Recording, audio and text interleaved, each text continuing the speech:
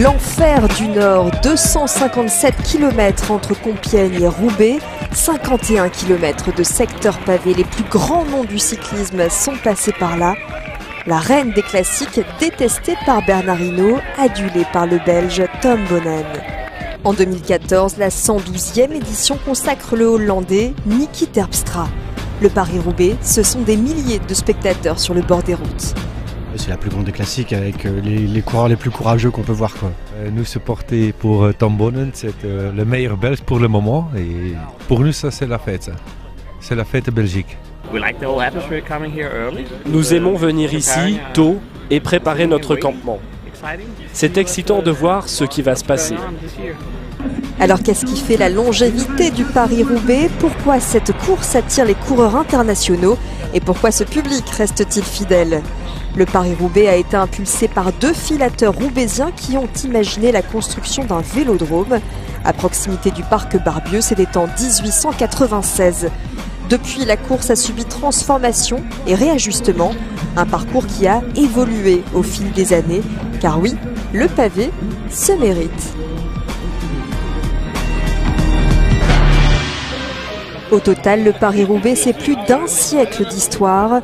Retour sur les principales décennies qui ont marqué cette course tant redoutée.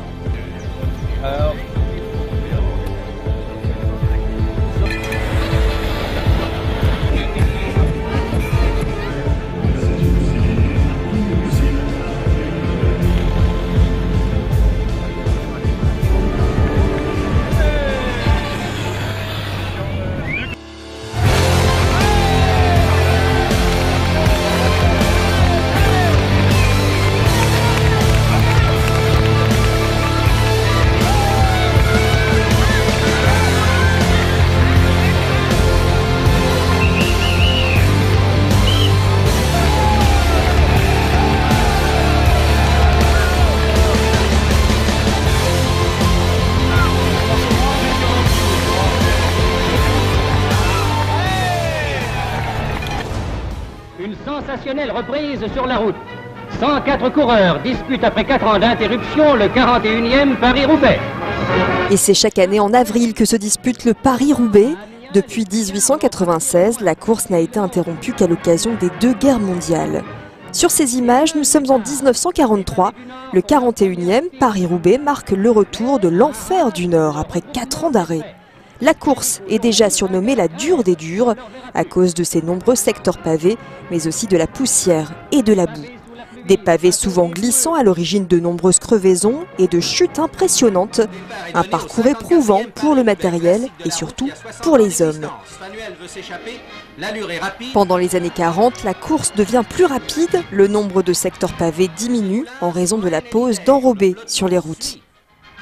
L'après-guerre est favorable aux coureurs français qui signent plusieurs victoires, avec notamment Louison Bobet en 1956, dernier français à s'illustrer en haut du podium, jusqu'en 1981 et la victoire de Bernard Hinault. Dès 1955, la course connaît des transformations. Objectif, garder les pavés qui en font sa spécificité. Résultat, le parcours s'allonge de 20 km pour inclure de nouveaux secteurs pavés, soit 40 km d'enfer. Et rapidement, le Paris-Roubaix devient la reine des classiques. Un peu plus tard, au début des années 60, le parcours du Paris-Roubaix est modifié en profondeur. Les organisateurs partent à la chasse aux pavés. Et en 1968, c'est un coureur qui va leur proposer un itinéraire qui deviendra l'emblème de la course, la Trouée d'Arambert. C'est Jean Stablinski, le régional de l'épreuve, qui est à l'origine de ce changement. Il connaissait ce tronçon pour avoir travaillé dans les galeries des mines d'Arambert, ce qui lui faisait dire qu'il était le seul coureur à être passé dessus et dessous. C'est le champion belge Eddy Merckx qui décroche le titre sur ce nouveau parcours. Le premier français, Raymond Poulidor, arrive en 6e position, visiblement très éprouvé. Le parcours, il était comme les Paris-Roubaix précédents, seulement il y avait beaucoup plus long de pavés.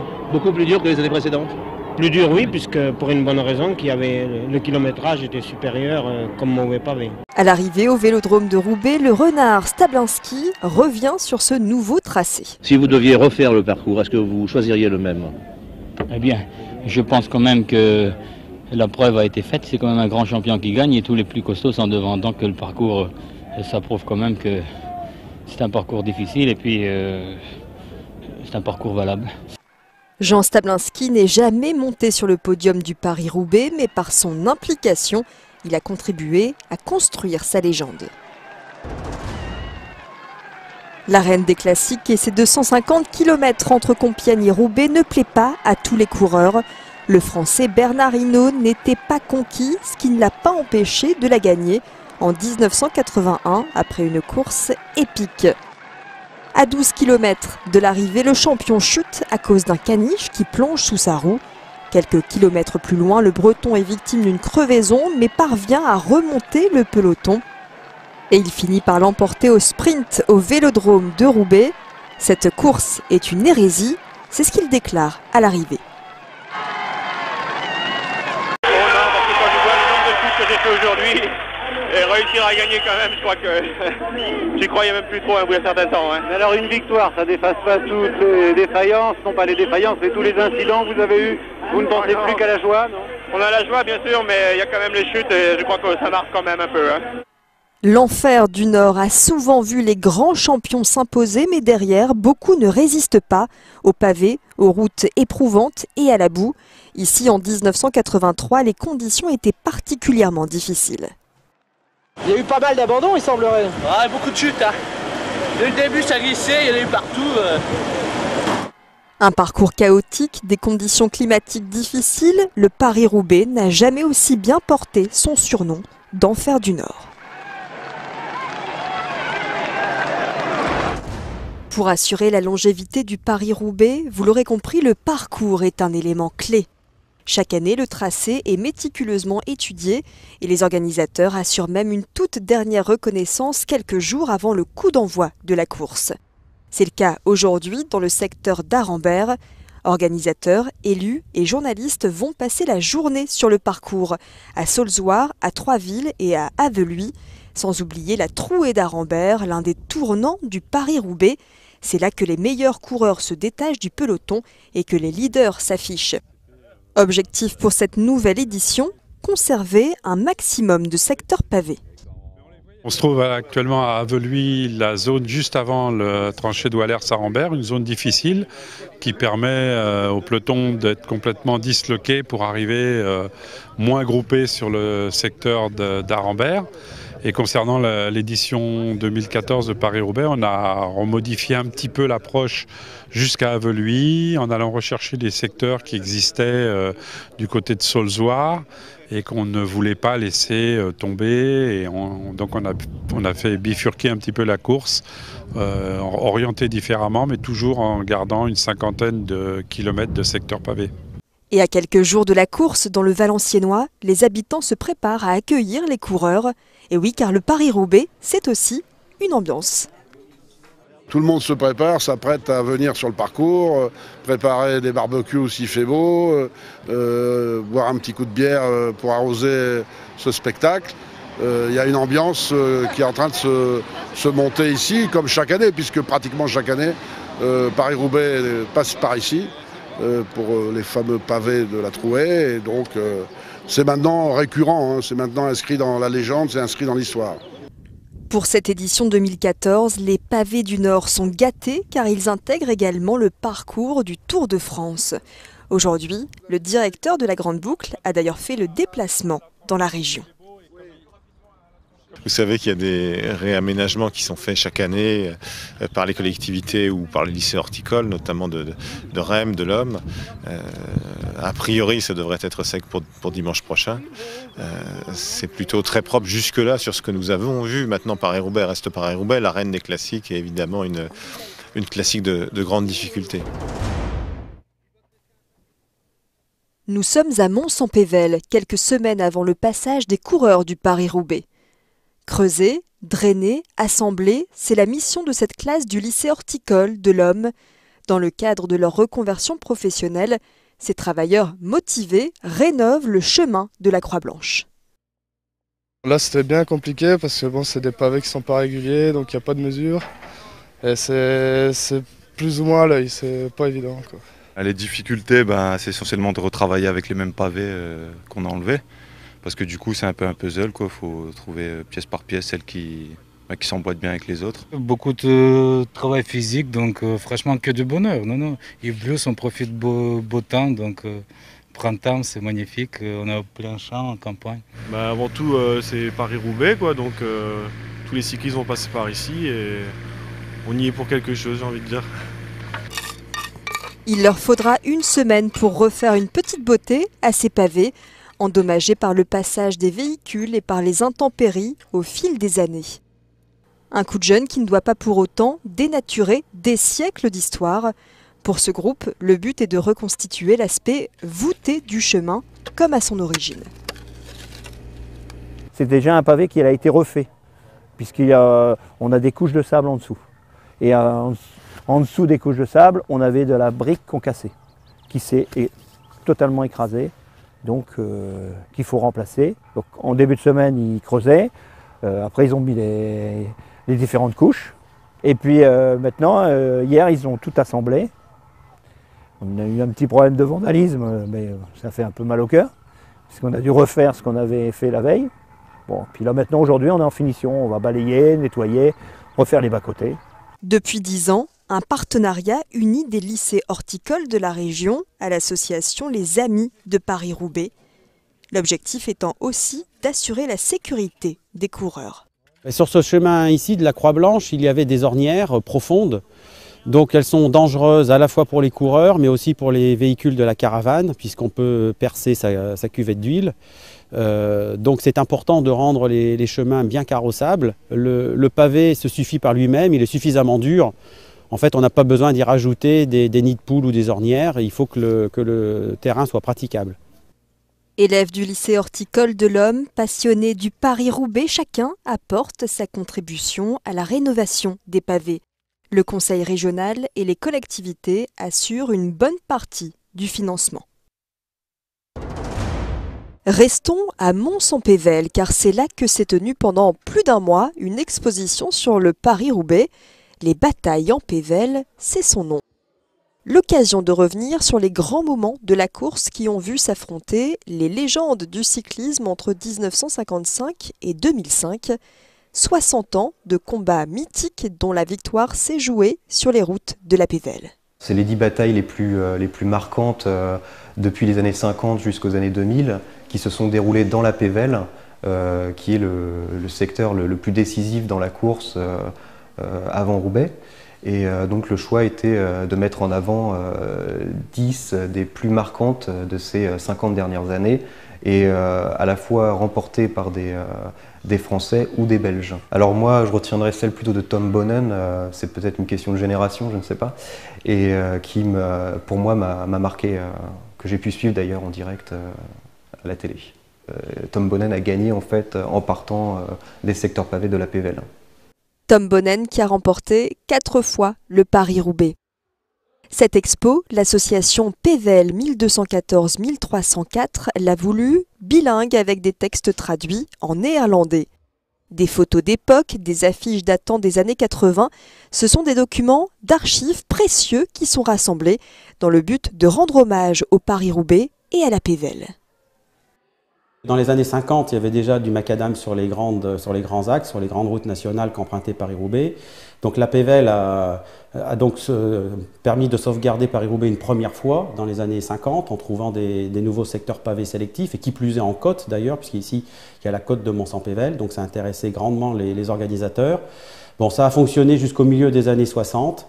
Et puis il a fallu attendre la fin des années 70 pour revenir du côté de Mons-en-Pévèle. Et à nouveau Mons-en-Pévèle, on peut dire, a sauvé Paris-Roubaix en retrouvant des secteurs pavés sélectifs, qui est d'ailleurs le secteur pavé qui est emprunté depuis cette année par Paris-Roubaix, depuis l'année 78 par Paris-Roubaix, tous les ans. Jusqu'à 300 passionnés du Paris-Roubaix ont visité cette expo à Mons-en-Pévèle.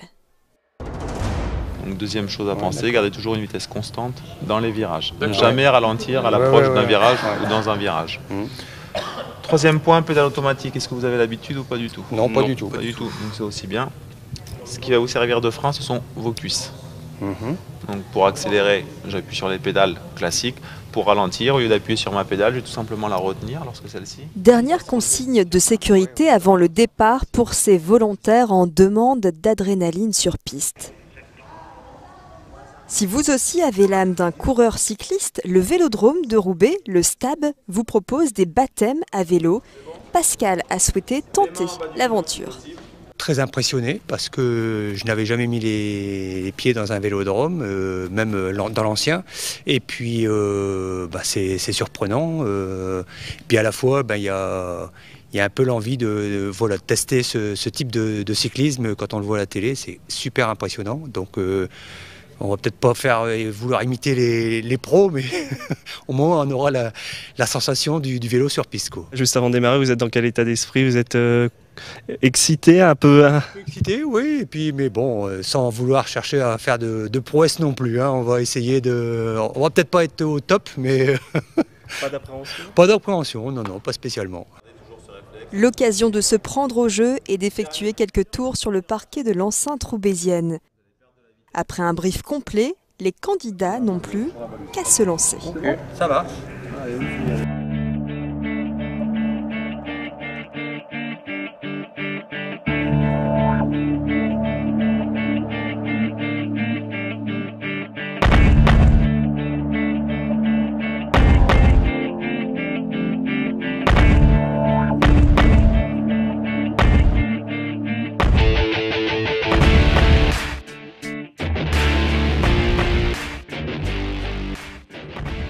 Fatigué, mais content, c'est vrai que c'est impressionnant, prendre la vitesse, c'est plutôt... Ouais, c'est vachement différent comme sensation sur un vélo, quoi. C'est que ça... Le fait effectivement de toujours pédaler, c'est un peu troublant au début, après il faut faire avec, même quand on est fatigué dans les virages. Mais non, c'est... Même là, la sensation de rouler, c'est pas du tout la même. C'est vrai que c'est complètement différent, c'est intéressant comme expérience, clairement. Bon, faut bien pédaler, mais on se rend compte un peu aussi de l'aspect sportif du truc. Quand on voit les champions, on n'a pas l'impression que ça roule vite, mais croyez-moi, ça roule vite. Ça roule vite, donc qu'est-ce qui est le plus dur en fait? C'est dans les virages? Ouais, c'est les virages, parce qu'il faut accélérer dans les virages pour garder l'énergie pour pas redescendre. Et là, oui, c'est assez balèze, mais c'est sympa, c'est à faire. Hein. La vitesse, c'est ce que sont venus chercher ces cyclistes, visiblement ravis de l'expérience. Pas moins de 6000 baptêmes sur piste se sont déjà déroulés au Vélodrome Jean Stablinski. De pouvoir rouler soi-même sur les pistes comme ça, c'est vraiment agréable. On a toujours l'appréhension d'arriver en haut de la pente, mais avec la vitesse, en fait, on ne sent rien. C'est comme si tu roulais sur du plat.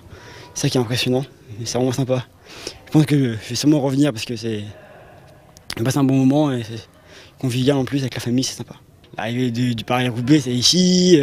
L'ancien, avec des vieilles courses qu'il y avait aussi, c'est un mythe. Hein, le Vélodrome de Roubaix, c'est un mythe, mais c'est vraiment un plaisir de rouler sur cette piste, sur ce plancher.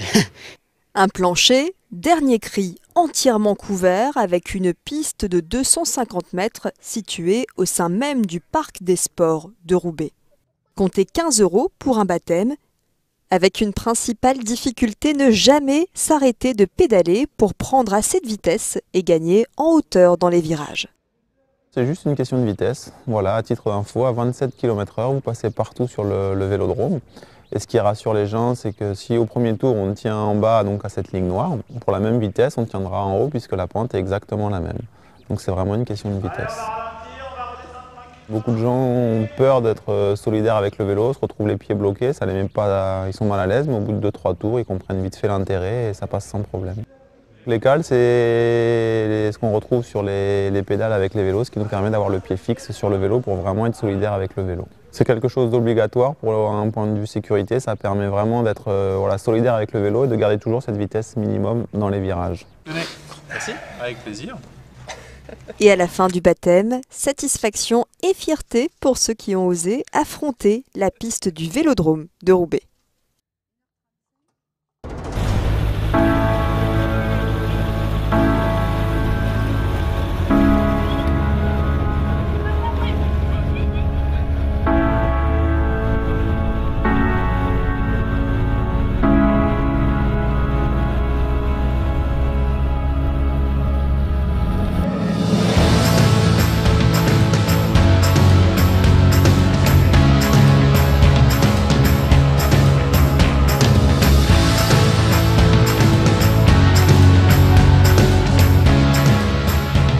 Dimanche 13 avril 2014 au Vélodrome André Pétrieux. Les amateurs du Paris-Roubaix sont au rendez-vous pour suivre l'arrivée des coureurs. Alors qui succédera à Fabian Cancellara? Tout va se jouer ici, au sprint final.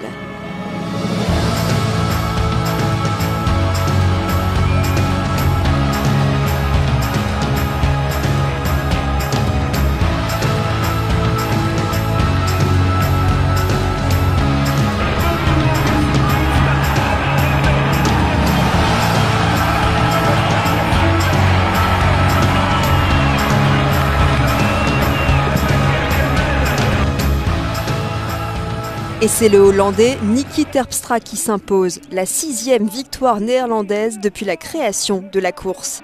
Une consécration de plus pour le coureur cycliste de 29 ans, favori de l'équipe Omega Pharma Quick-Step, déjà champion des Pays-Bas sur route en 2010 et 2012. C'était éprouvant, mais au final, je suis heureux. Après le dernier secteur pavé, beaucoup de coureurs sont arrivés. Donc c'était dur de rester en tête. C'était un combat permanent pour rester dans la course. Mais au final, mon directeur m'a dit de tenter l'attaque et d'aller au sprint avec Tom Boonen.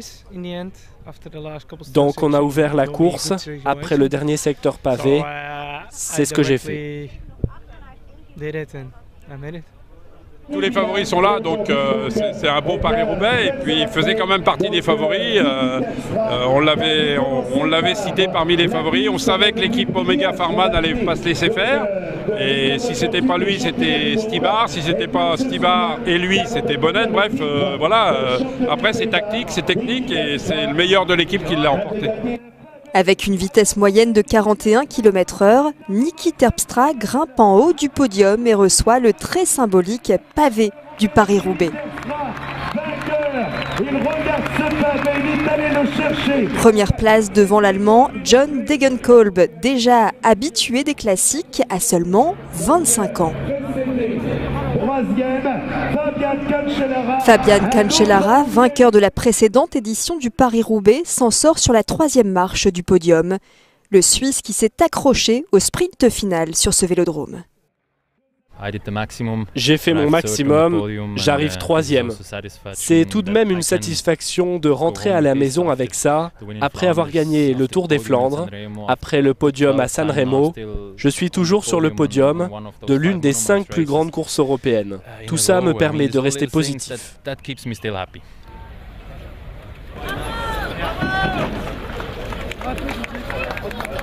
Vraiment une belle course parce que une belle moyenne et c'est les costauds qui sont sortis dans le final sans prendre beaucoup de terrain, mais bon après c'est un match entre une équipe et les autres, mais voilà je crois que c'est un beau Paris-Roubaix comme on les aime parce qu'il n'y a pas eu d'équipe, personne n'a dominé.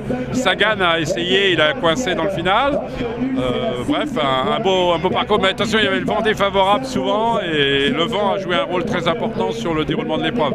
Terpstra c'est tout sauf un hasard, il était 5e il y a 2 ans, il était 3e l'an dernier, donc c'est même une progression quasi linéaire. On savait qu'il était très en forme, on l'avait vu au Tour des Flandres la semaine dernière, il était en forme depuis le début de la saison puisqu'il avait gagné la première étape et le Tour du Qatar et qu'il était dans un collectif, voilà c'est la loi du nombre qui s'est imposée, mais il y a vraiment une course échevelée, haletante, l'échappée des 11 sur la fin avec que des cadors, non ça a été vraiment une course magnifique et ça a été une fête, une vraie fête populaire tout au long de la journée, absolument exceptionnelle. Depuis plusieurs années déjà, les gens du Nord, du Pas-de-Calais se sont réappropriés leur course, mais là aujourd'hui, sous un soleil parfois voilé, mais avec une belle journée. Une belle journée et un nouveau nom à inscrire au palmarès du Paris-Roubaix.